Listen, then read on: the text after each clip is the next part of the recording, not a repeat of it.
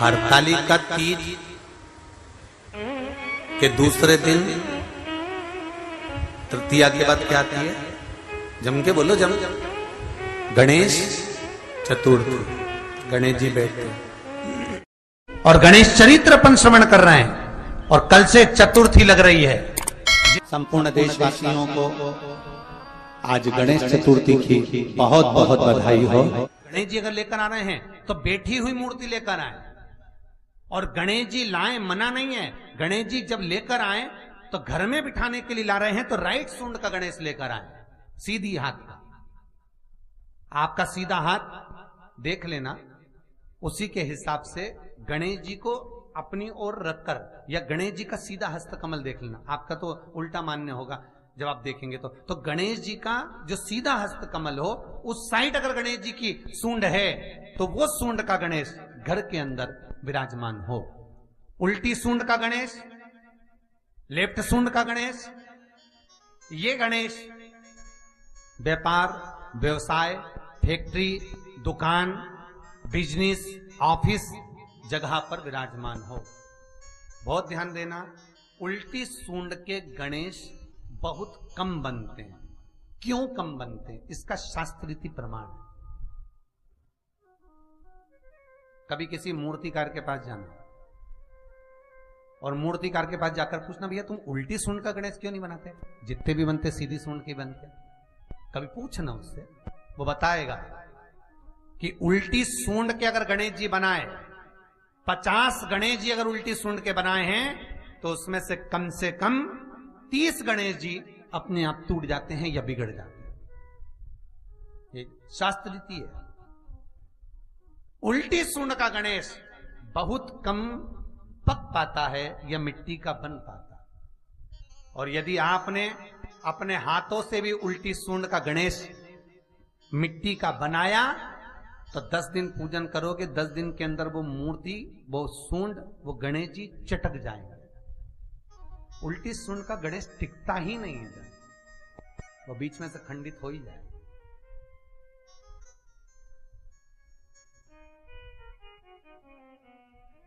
वो तो स्वयं गणेश जी कृपा करें, स्वयं विनायक कृपा करें और उल्टी सूंड के गणेश जी अपने को मिल जाएं और वो गणेश जी हमारे घर में आ जाएं तो वो फिर नहीं चटकते। 50 गणेश जी बनाए, उसमें से 30 बेकार निकल जाएंगे। 30 की सूंड टूट जाएगी, हाथ टूट जाएगा, कहीं पांव टूट जाएगा, कहीं खंडित हो जाएगा।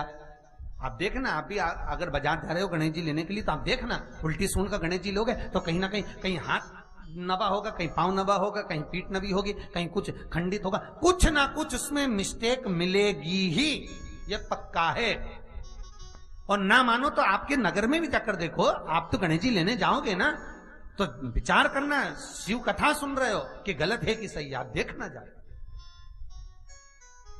सीधी सूंड के गणेश जी देखोगे तो खंडित कम मिलेंगे, पर उल्टी सूंड का अगर गणेश जी ढूंढोगे तो कहीं हाथ की उंगली, कहीं पांव, कहीं पीठ, कहीं कमर, कुछ ना कुछ उसमें कमी मिलेगी ही, ये पक्का। शिव महापुराण कहती है, गणेश पुराण कहती है, क्योंकि सीधी सूंड के गणेश जी को मनाने के लिए महाराज मंत्र की 50 माला करना पड़ती है। तो समझ लो उल्टी सूंड के गणेश जी को मनाने के लिए मात्र 5 माला में भगवान गणेश प्रसन्न हो जाते हैं, अर्थात उल्टी सूंड का गणेश शीघ्र प्रसन्न होता है। महाराज भगवान बैठ गए गणेश जी महाराज, इसलिए हमारे हिंदू रीति शास्त्र रीति कहती है, गणेश जी जब जब खड़े होते हैं तब तब संहार करते हैं।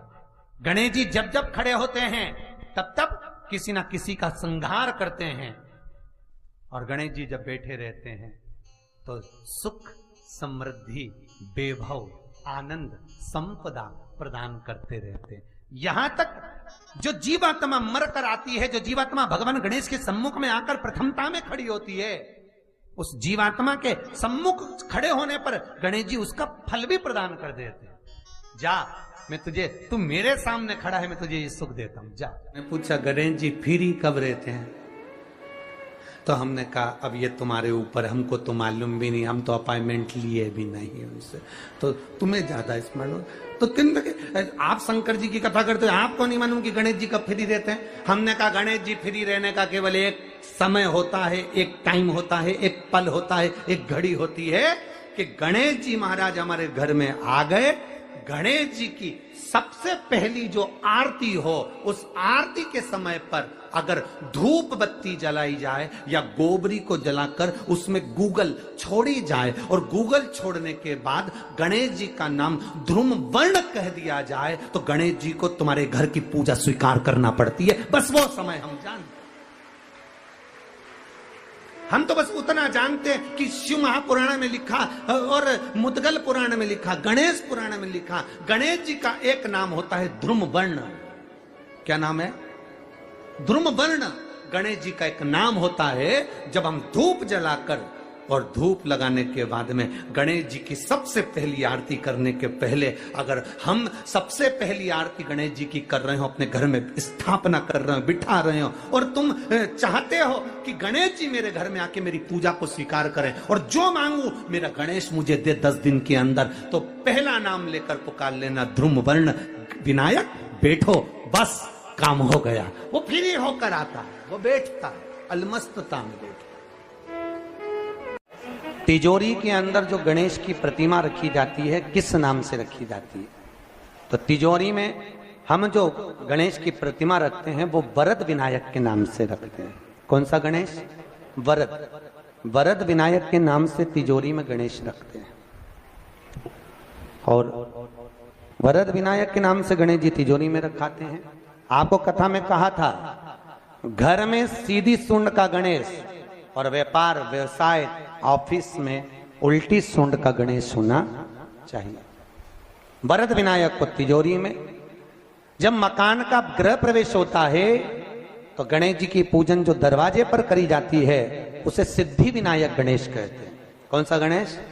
सिद्धि विनायक। जब हम घर में शुभ कार्य हो, बंदरवाल लगाएं, कोई दरवाजे पर शुभ लाभ लगाएं या स्वस्तिक बनाएं या माताएं दरवाजे पर रंगोली डाले, तो उसी समय पर सिद्धि विनायक के नाम से रंगोली डालना चाहिए।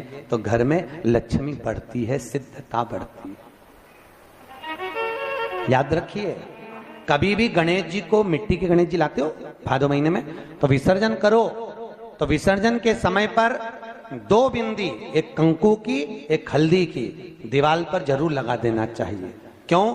क्योंकि गणेश जी हमारे यहाँ आते हैं तो रिद्धि सिद्धि के साथ आते हैं, पर जब गणेश जी जाते हैं, अगर हम बिंदी नहीं लगाते हैं तो गणेश जी अपनी रिद्धि सिद्धि को साथ में लेकर चले जाते हैं। पति के साथ पत्नी वापिस चली जाती है। जब हम बिंदी लगाते हैं तो उसका मतलब होता है कि हमारे घर की बहू हमारे घर में रहे, बेटा भले भ्रमण के लिए जाए। तो गणेश जी जाते हैं, रिद्धि सिद्धि घर में रह जाती है। इसलिए रिद्धि सिद्धि को घर में रखने के लिए 2 बिंदी लगाना चाहिए, एक कुंकू की, एक हल्दी, रिद्धि सिद्धि। तो आपके मन में एक प्रश्न तो खड़ा होगा, आया तो होगा कि गणेश जी के 10 दिन तक बिठाओ, नित्य पूजन करो, ने पाठ करो, ने अर्चना करो, ने 10वें दिन इनके विसर्जन कर दो, और वो भी पानी में कर दो। पानी में विसर्जन करो।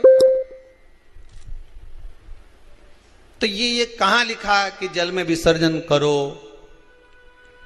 श्रीमद् भागवत पुराण की रचना जब वेद व्यास जी महाराज करने के लिए बैठे, वेद व्यास जी ने सुखदेव जी से कहा कि मैं मंत्र बोलूंगा, मैं श्लोक बोलूंगा, इसको लिखेगा कौन? तो सुखदेव जी ने बोला गणेश जी से विनती करो। गणेश जी से कहा कि आप लिखोगे? गणेश जी बोले मैं लिखने को तैयार हूं, पर बोलते बोलते तुम रुक गए तो मैंने भी लिखना छोड़ दूंगा, उसके बाद मैं भागवत को विराम दे दूंगा, मैं आगे नहीं लिखूंगा। अब वेद व्यास जी बड़े चक्कर में पड़ गए, क्या करें? तो गणेश जी से कहा मेरे श्लोकों में कुछ गड़बड़ी हो सकती है, उसमें से गलती को छांटना पड़ेगा, फिर लिखना पड़ेगा। कितना सुंदर संबोधन श्री वेद व्यास जी ने कहा कि मैं जो श्लोक बोलूंगा आपको लिखने के लिए है, उसमें मैं कुछ गलती करूंगा, उस गलती को छांटना है, तब श्लोक लिखना है। क्यों कहा वेद व्यास जी ने ये बात? गणेश जी भगवान है, वेद व्यास जी कहते हैं मैं तो संसारिक मनुष्य हूं ना, गलती तो कर सकता हूं। गलती कौन करता है? जम के बोलो भगवान गलती करता है क्या? नहीं, गलती कौन करेगा? मनुष्य। गलती मानव करेगा, गलती मनुष्य करेगा। और गलती करने के बाद अगर हमसे अपनी जिंदगी में कोई गलती हो जाती है तो एक बार क्षमा मांगने में कुछ जाता है क्या? प्रणाम करने में कुछ जाता है क्या? निवेदन करने में कुछ जाता है क्या? नहीं। गलती हो गई मुझसे तो गणेश जी आप गलती को छांटना, लिखना। गणेश जी महाराज लिखने बैठ गए। लिखते लिखते लिखते लिखते 10 दिन हो गए गणेश जी महाराज को। शरीर में ताप पड़ने लगा गणेश जी महाराज के। वेद व्यास जी ने गणेश जी के हाथ का स्पर्श करा तो शरीर तो तप रहा था। वेद व्यास जी ने वहीं पर श्रीमद् भागवत के श्लोकों को विराम दे दिया। अब नहीं बोले। गणेश जी लिखते लिखते लिखते लिखते लिखते लिखते थक गए, ताप पड़ गया, शरीर गर्म हो गया। वेद व्यास जी ने कब करूं क्या? 10 दिन से लिख रहे हैं और शरीर पर ताप पड़ रहा है, करा क्या जाए?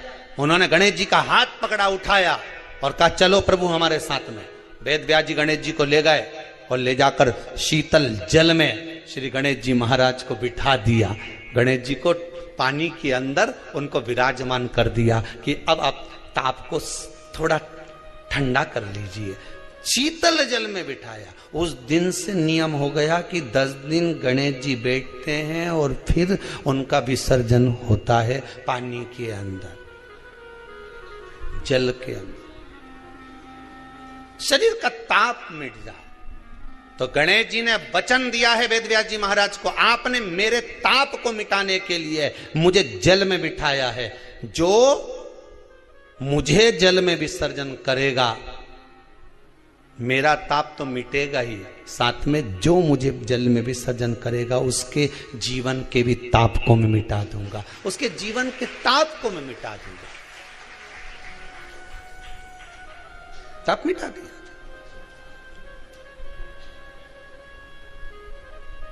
पर करो गणेश जी का विसर्जन, मना नहीं है हो, पर अच्छे से करो रे हो। अब मत छोरा छोरियों तो निशाना लगा है, वो हमारा गणेश जी जई रिया, वो हमारा सबसे आगे पहुंचा तो इधर वाला ने इधर से फेंका, हो गया। ये हमारे धर्म की हंसी उड़ा रहे हैं, ये हमारे धर्म की हंसी है।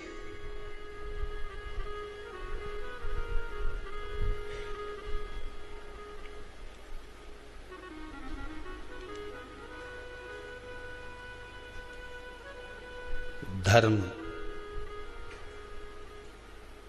को बचाने का प्रयास एक हिंदू ही कर सकता है। गणेश जी की प्रियता है दुर्वा। क्या प्रियता है? दुर्वा।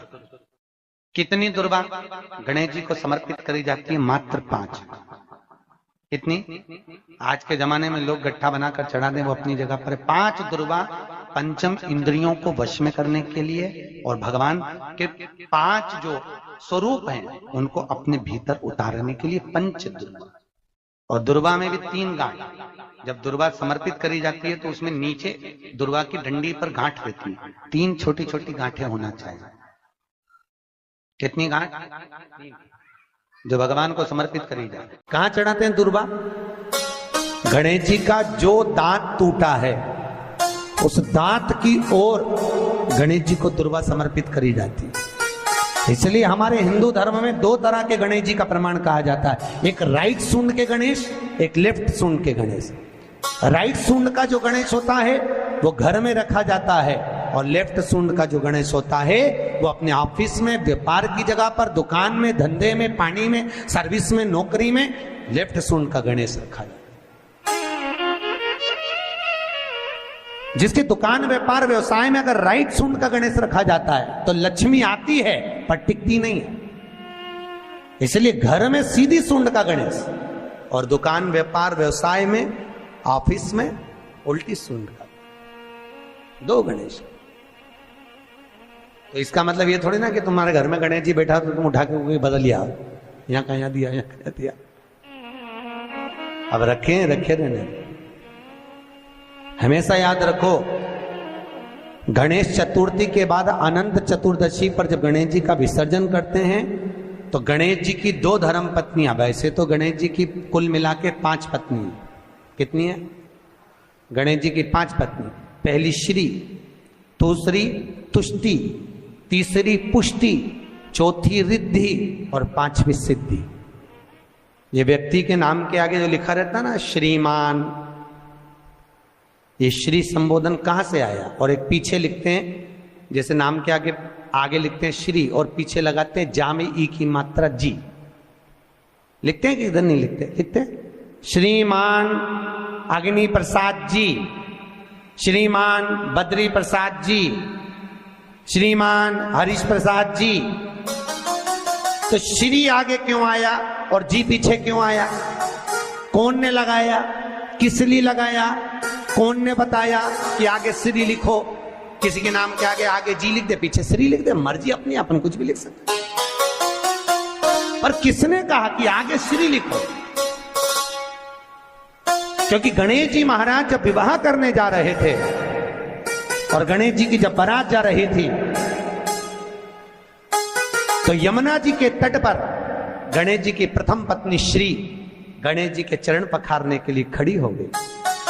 और प्रथम गिनती में जब गणेश जी चलने लगे तो श्री ने उनके चरणों को रोक लिया और कहा, प्रभु मैंने आपका आवाहन करा है, मैं आपको अपने पति के रूप में देखती हूँ। भगवान गणेश जी ने कहा, तूने प्रथमता में मुझे पाया है, जिसके नाम के आगे तेरा संबोधन लगा रहेगा वो जगत में प्रसिद्ध होता चले जाएगा। इसलिए श्रीमान लिखा जाता है। अब जी का संबोधन कहां से आया वो भी समझ लीजिए। हर कहीं से थोड़ी ना लगा दिया जाता है कि जी कहां से आ गया। एक पत्नी भी लगाती है ए जी, और जब वो बोले ए जी तो तुरंत खसक लो जी, नहीं तो 500 गया जी। उसके जी में थोड़ा भारीपन है। 33 करोड़ देवी देवता में सबसे सुंदर जोड़ी थी शंकर और पार्वती की। सही है कि गलत है? कभी नहीं झगड़ते थे। इसलिए पृथ्वी पर ना तो लक्ष्मी जी के व्रत हैं, ना ब्रह्माणी के व्रत हैं, ना इंद्राणी के व्रत हैं। अगर पूरी पृथ्वी पर सबसे ज्यादा व्रत किसके हैं? माता पार्वती। तीज का व्रत किसका? पार्वती का। चतुर्थी का व्रत किसका? पार्वती का। चौथ का व्रत किसका? पार्वती का। छठ का व्रत किसका? पार्वती का। जितने व्रत है सब माता पार्वती। लक्ष्मी जी का कोई व्रत है क्या? अरे बोलो तो, ये आप लोग वो वैभव लक्ष्मी का व्रत करते हो, ये पुराना व्रत नहीं है, ये तो अभी अभी लोगों ने चालू कर दिया। ये लक्ष्मी, यहाँ कई लोग अमावस्या के दिन, दिवाली के दिन व्रत रख लेते हैं, हमारे शास्त्रों में उसका भी प्रमाण नहीं है। वो तो तुम लक्ष्मी के चक्कर में रख लेते हो कि दिन भर भूखी रहूंगी तो लक्ष्मी जल्दी आ जाएगी। नहीं तो ये हमारे शास्त्र में प्रमाण नहीं है लक्ष्मी जी के व्रत का। कहीं सरस्वती का व्रत है क्या? ब्रह्माणी का?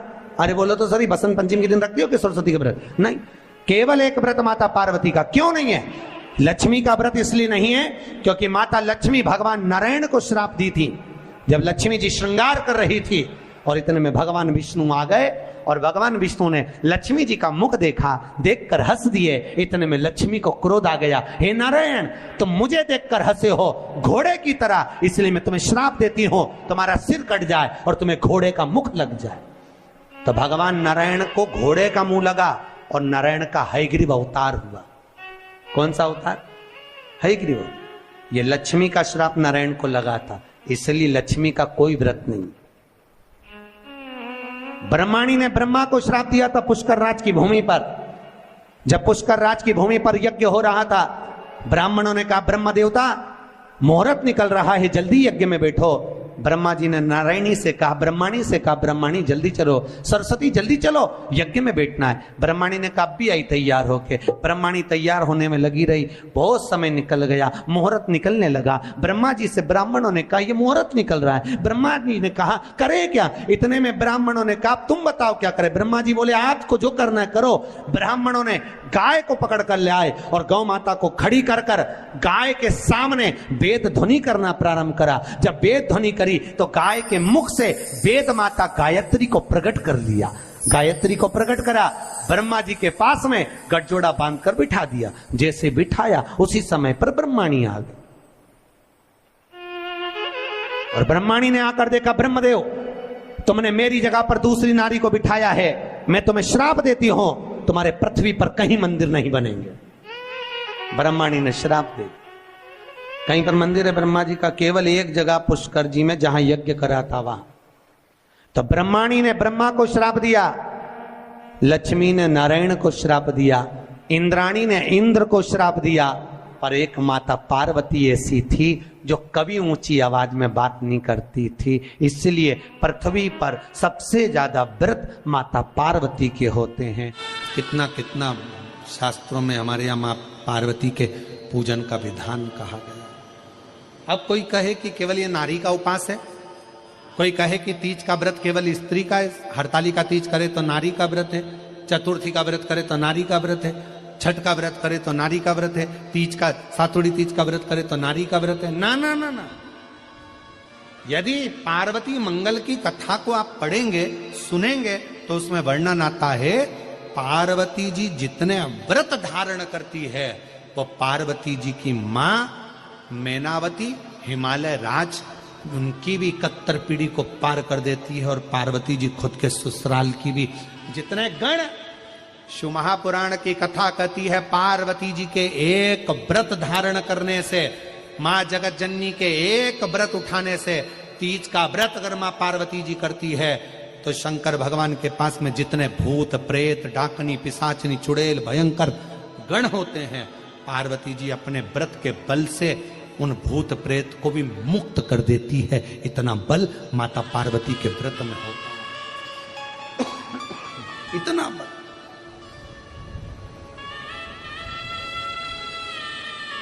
एक व्रत साधना में इतना बल होता है। एक स्त्री, जितने पूरे विश्व में लोग कथा श्रवण कर रहे हैं, देश विदेश में बैठकर भक्त इस पवित्र प्रांगण में बैठकर कथा श्रवण कर रहे हैं, वो अपने भीतर एक उतारिएगा।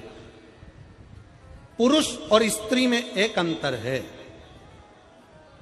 पुरुष जब भगवान के मंदिर में जल चढ़ाता है, जल अगर चढ़ा रहा है तो वह अपने माता पिता अपने नाना नानी को पार लगाता है, दादा दादी को पार लगाता है। पर शंकर के मंदिर में अगर कोई स्त्री, कोई नारी, कोई लड़की, कोई कन्या, कोई बेटी, कोई मां, कोई वृद्ध भी अगर शंकर के मंदिर में एक लोटा जल चढ़ा रही है तो वो अपना मायका और अपना ससुराल दोनों की 71 पीढ़ी को पार उतार देती है। और कितना सुंदर कहा माता पार्वती जी ने भगवान शंकर से अमरनाथ की गुफा में प्रश्न करते हुए कहा कि पुरुष भगवान की सेवा में लगे, भजन में लगे, मंत्र उच्चारण में लगे तो उसका फल पुरुष को प्राप्त होता है, पर अगर स्त्री नारी अगर भगवान शंकर की आराधना में लगती है, शिव की भक्ति में लगती है, तो हे भोलेनाथ उसका फल किस किस को मिलता है।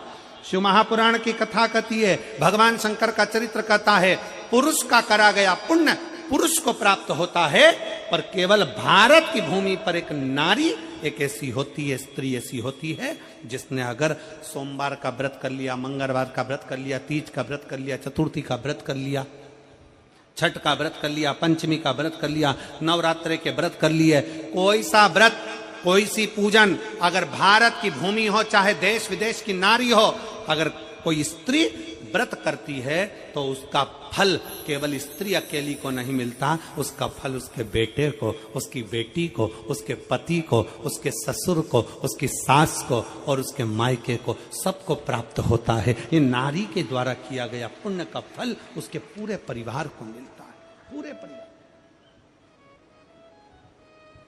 शायद आप लोगों को मालूम है कि नहीं मालूम, हमें ध्यान में नहीं है, करवा चौथ का व्रत किसके लिए होता है? जम के बोलो जरा, इधर होता है कि नहीं होता छत्तीसगढ़ में? अरे जम के तो बोलो, होता है। किसके लिए करते हो? पति की लंबी उम्र के लिए, ठीक है। और ये पूरी दुनिया जानती है कि करवा चौथ का व्रत पति की लंबी उम्र के लिए होता है। पर कभी मौका मिल जाए तो एक बार गणेश पुराण को पढ़िएगा, और गणेश पुराण में और देवी भागवत में दोनों में स्पष्ट वर्णन आता है कि अगर स्त्री चतुर्थी का व्रत करती है, चाहे वो करवा चौथ हो चाहे बड़ी चतुर्थी हो, छोटी चतुर्थी हो, किसी भी चतुर्थी का व्रत अगर स्त्री करती है तो उसके पति का तो उम्र बढ़ता ही है, साथ में उसके पुत्र का वैभव भी बढ़ता है। उसके पुत्र का वैभव भी बढ़ता है, उसकी संतान का सुख भी बढ़ता है। तो कोई ये विचार ना करे कि करवा चौथ का व्रत केवल पति के लिए होता है। शिव महापुराण की कथा कहती है कि करवा चौथ का व्रत अगर स्त्री करती है तो पति की तो उम्र बढ़ती है, साथ में उसके बच्चों का वैभव भी बढ़ता है। कोई व्रत अगर स्त्री करती है, नवरात्रे का व्रत कर रही है, नवरात्रे में उपास रख रही है, उसका फल सबको मिलता है, उसके पूरे घर को प्राप्त हो, पूर्ण घर।